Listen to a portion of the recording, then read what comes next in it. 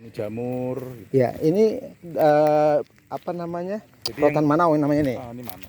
Itu yang segar kecil-kecil. Oh, yang itu segar. Ini Manau ya. Basah itu. Sana basah itu. Terus Goreng dulu. goreng. Oh, kita penggorengan ya. Iya. Ini kita berada di Teluk Sumbang. Ini bersama pakar rotan kita nih, Mas Fahrudin. Oh, ini pokoknya kalau nanya-nanya tentang rotan sama beliau. Nah, kita mau dijelaskan bagaimana cara menggoreng. Itu ukuran sekitar 5 sampai 6 meter. 5 sampai 6 meter. Ini masuk ke penggorengan. Masuk sini penggorengan. Ya, penggorengan. Ini penggorengan lagi dimasak pakai api di bawah. Oh, Ini penggorengan. ini masaknya seperti ini ya. Kayunya biasa aja. Ya, pokoknya kayu-kayu sisa lah. Kayu biasa. Dimasukkan aja. Termasuk ini ya apa? Iya, termasuk batok kelapa yang nggak kepake. Pokoknya Kita pakainya kayu-kayu yang memang bekas-bekas. kayu-kayu itu juga ya. Nah, Ini bahan bakarnya. dan bakar yang bekas-bekas lah pokoknya. Kita Oke. nggak ngambil yang... Oke, ini sudah dimasak. Udah, ini Masak. udah mau kering. Oke, habis itu ini kita bakar. Dan itu nanti yang basah itu dimasukkan ke sini. Oke. Yang sana yang basah masuk sini. Nah, satu kali proses ini berapa meter, berapa Setengah jam banyak? ya, Pak ya? Setengah jam ya? Setengah jam. Iya, setengah jam. Dimasukkan setengah jam. Terus Habis itu kemudian ditiriskan seperti itu. ini panas, ini panas ini. Ini panas ini, panas ini. Panas ya. Nah, sebentar lagi panas. Nanti Tapi dalamnya ada rotan ini. belum. Nanti setelah Nah, Oh, baru nanti naik. setelah ini masak, baru itu masukkan. Masukkan. Basah itu. Oh, masukkan. Dimasukkan lagi. Mendidih, Oke, masukkan habis lagi, itu ditiriskan. taruh di sini. Berapa Yang jam di ini- sini? Berapa jam? Tiriskan Ditiriskan. ya kira-kira inilah 3 jam, Pak. 3 jam ditiriskan. Habis itu baru dijemur. Jemurnya berapa lama? Jemurnya sampai kering. Itu berapa lama biasanya? Sampai kering itu melihat cuaca. Kalau cuacanya memang nggak hujan segala macamnya ya bisa 2 hari. 2 hari. Nah, 2 hari nanti dicuci, Pak. Cucinya gimana? Dicuci pakai ini Satu-satu aja. begitu cucinya? Iya, pakai cuci. Sama dibersihkan pakai, kadang bisa pakai kawat yang untuk cuci piring itu. Bisa juga pakai pasir, ada pasir. Oh, gitu. Nah, itu terus kemudian jemur lagi. Jemur lagi. Karena mano ini harganya cukup mahal, sama dia ngambil corak kulitnya. Maka kalau bisa terakhir nanti dicuci pakai sabun. Oke, Mas Udin. Pertama untuk apa namanya? Apa tadi? Solar. Ini Penggorengan. penggorengan ini tujuan utamanya untuk apa sih? Nah, tujuannya sebenarnya untuk mengurangi kadar air Air sama jamur. sama jamur. Itu yang Kalau mempengaruhi misalnya kualitas. kita dari yang basah langsung jemur sama yang basah ke sini, itu bedanya nanti gimana? Ya bedanya kalau basah langsung dijemur nanti kadar airnya pasti akan tinggi karena permintaan pengrajin maupun perusahaan itu kadar airnya harus di bawah 20%. 20%. Jadi kalau kita langsung dari segar langsung kita panaskan misal seminggu, Iya. itu tetap sulit untuk turun sampai 20%. Iya, sama corak warna kulitnya nggak muncul. Nggak muncul. Jadi sekali masuk 10 sampai 12. Satu ikatnya berapa meter kubik kira-kira? Satu ikatnya ini ada sekitar 20 20 batang ya. batang mano. Kalau dikonversi dengan ton berapa?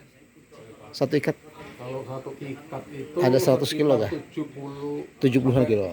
70 sampai 80 kilo. Oke, ya. Oke, Mas. 70 kilo. Ini tenaga kerjanya satu orang. Ada 3 orang. Ada 3 orang ya, yang digaji oleh. Iya. Oke, dari kita bicara biaya, dari rotan yang masih segar, itu per kilonya itu berapa?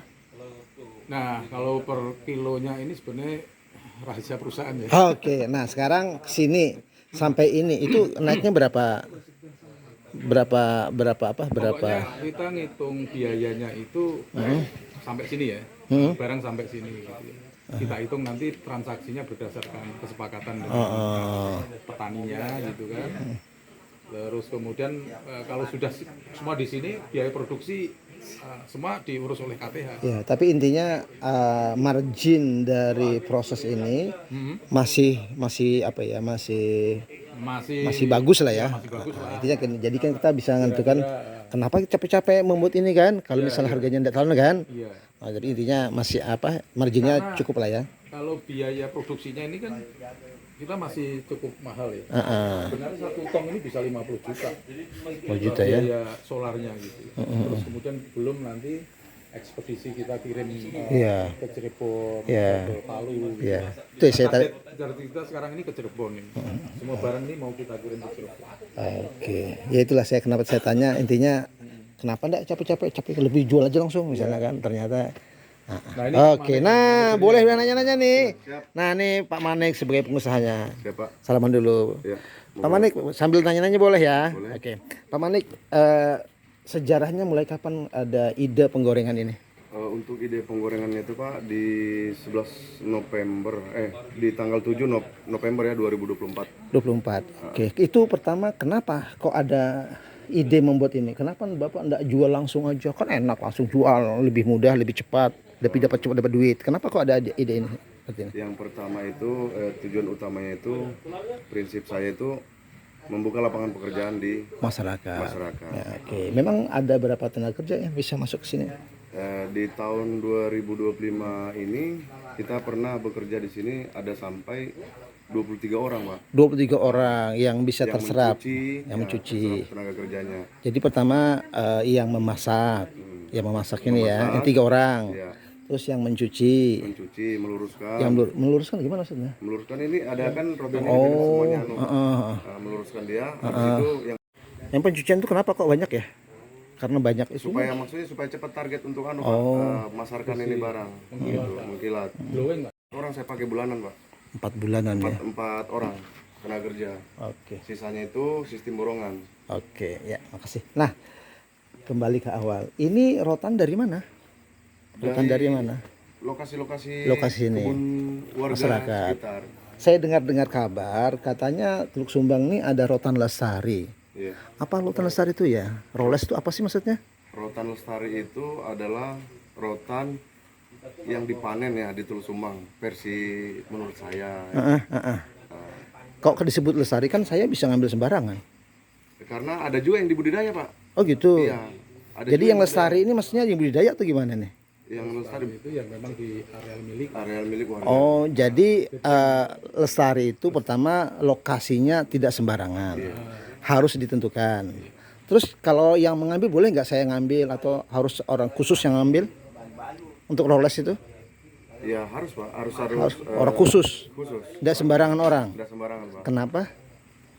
karena gini, Nah, saya ini. bisa menambahkan kalau rotan lestari itu kan sebenarnya wilayah kerja pengambilannya itu sudah dipetakan, sudah ditentukan ada berapa hektar. Kalau Teluk Sumbang ini ada sekitar 650 hektar.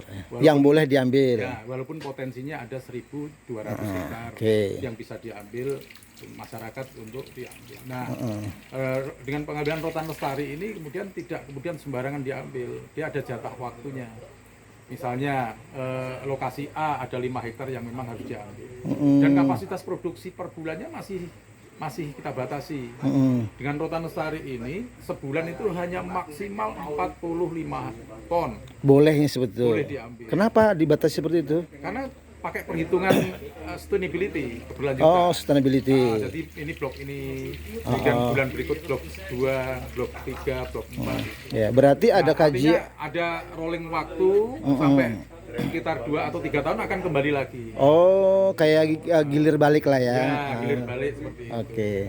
Terus kalau orangnya sendiri gimana? Apakah harus khusus orangnya atau siapapun boleh? Di dalam identifikasi kelompoknya RTH itu memang syaratnya kan mereka ada lahan garapan, ada sertifikat. Sertifikat yang pengambil. Milik, ya, ada sertifikat. Terus kemudian ada persetujuan dari pemilik lahan. Nah, persetujuan pemilik lahan karena di sini luas, itu bisa pakai surat keterangan dari kepala desa untuk pengambilan. Jadi memang dibatasi roles ini. Artinya agar kita cara gitu.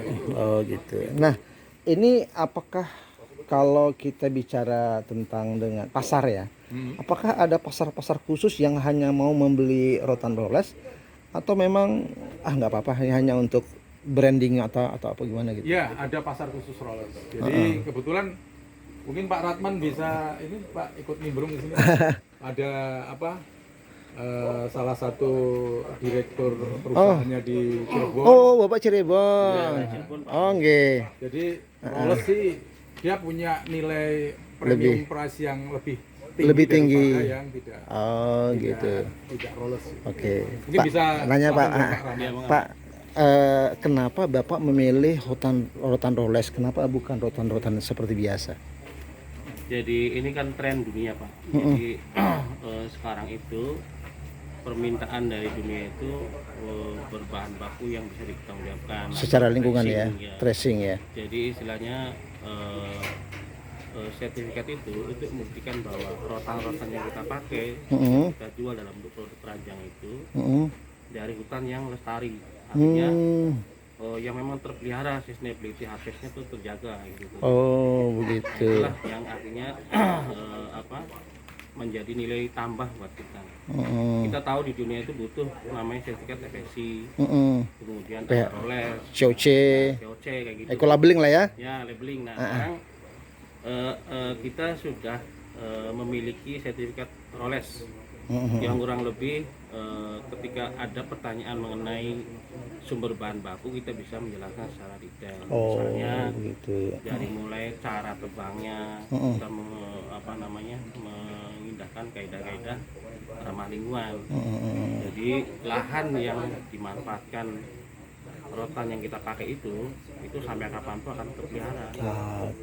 Oke. Pak, kalau kita ingin menjamin ketertelusurannya, ini kan mungkin mohon maaf ya, ini misal masyarakat mengatakan ini Rolex, ternyata dia ngambil sembarangan. Itu gimana cara kita memastikan bahwa rotan-rotan ini memang berasal dari rotan yang bagus, yang lestari? Ya, nah itulah kita dalam sistem sertifikasi itu kita nggak bekerja sendirian Pak. Di situ ada peran dari masyarakat melalui teman-teman rekan-rekan di NGO yang juga ikut mengawasi secara langsung bagaimana cara mereka memanfaatkan rotan yang kita pakai, termasuk kaidah-kaidah misalnya selama ini kita menggunakan sekitar 72 hektar yang sudah didaftarkan. Ya, dan itu yang harus kita pakai ya lahan itu. Nggak boleh kalian lah. Tidak boleh lebih dari itu. Nah, pengawasnya dari mana? Dari rekan sekitarnya. Kita juga ada perjanjian kontrak juga dengan mereka. Jadi kontrak sama masyarakat tuh intinya memastikan bahwa sumber bahan baku harus berasal dari Rolex itu Pak ya. Yang sudah didaftarkan. Jadi nanti lahan-lahan yang panen itu sudah didaftarkan sebelumnya. Oh, jadi tidak sembarangan. Iya, kita nggak boleh keluar dari lahan yang sudah didaftar. Itu kan sistem Rolex kan begitu. Oke, ya. Makasih Pak. Ya. Makasih Pak ya. Ya.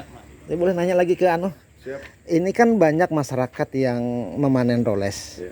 Di Teluk Sumbang berapa nih masyarakat yang boleh memanen Rolex ini?